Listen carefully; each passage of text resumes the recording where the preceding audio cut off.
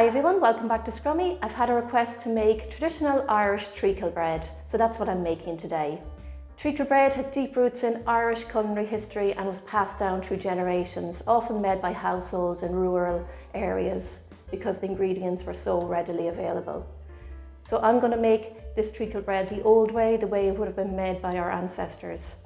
I won't be including anything like dried fruit. If you want to include dried fruit, you can maybe add about 50 grams. It is nice in it, but dried fruit wouldn't have been available back then, so it didn't go into the treacle bread. Also, another ingredient that some people put in treacle bread is porridge oats. These are nice in it. You could add about 50 grams to the recipe if you want, but if you do add fruit and extra oats, you will have to add a little extra buttermilk. All right, so let's get started. So treacle bread always had a mix of wholemeal flour and plain flour. You can make treacle bread with just plain flour, so if you want to do that, work away. It is lovely as well, and I have made it with just plain flour myself as well.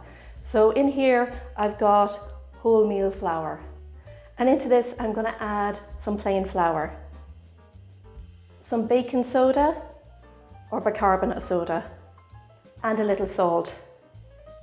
Just give that a little mix now.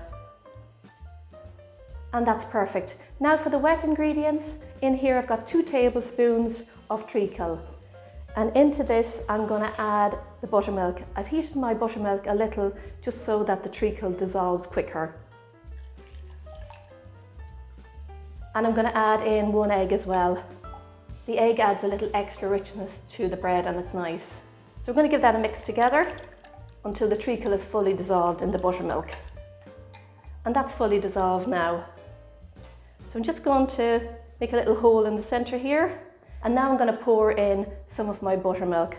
I'll add about half or 3/4. Just leave a bit because you may not need it. You don't want this dough really sticky, you just want it soft and be able to bring it together easy enough. So let's get this mixed in and see how we get on. Flour in some parts of the world has more absorption, so you may need more buttermilk or less, just depending on the flour. And that definitely needs some more, so I'll add another bit. If the mixture gets too wet for you, just add a little bit of extra plain flour to it. And if it's too dry, just add some extra buttermilk. And that mixture is perfect. So what I'm going to do is I'm just going to pop a little bit of flour on that, and I'm going to get my hands in here and bring it together into a ball. I knead it in the bowl. You can knead it on a worktop with a bit of flour if you like either. And that's perfect. Let's get this onto a baking tray now.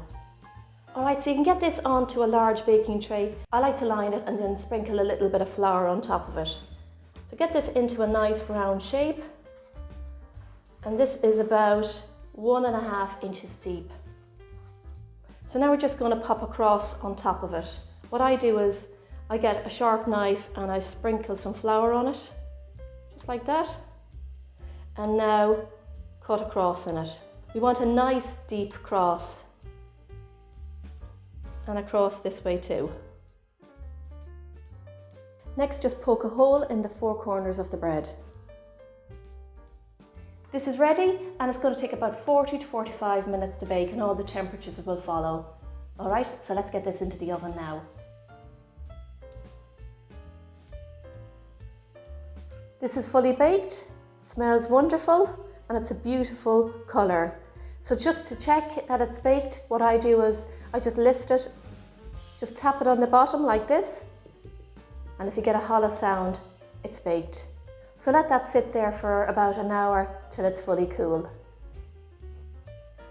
This is cooled completely, and I'm going to cut a couple of slices off it now. Before I do, I just thought I'd mention this has a really nice crunchy crust on it. I love bread like this, but some people don't like it. They like it a little bit softer. So if you do like it softer, when you take it out of the oven, wrap it in a tea cloth that's slightly damp for a while, and that will give you a nice soft crust.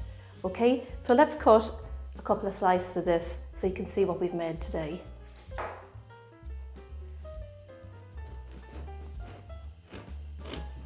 You can hear that lovely crunch as I cut through the bread.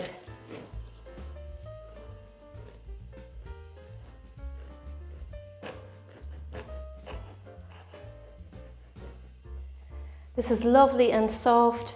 It's got a beautiful colour on the inside. Look at that. You can see how this bread holds together. It's got a slightly chewy crumb, rich colour. It smells fantastic. Just look at that. How gorgeous does that look?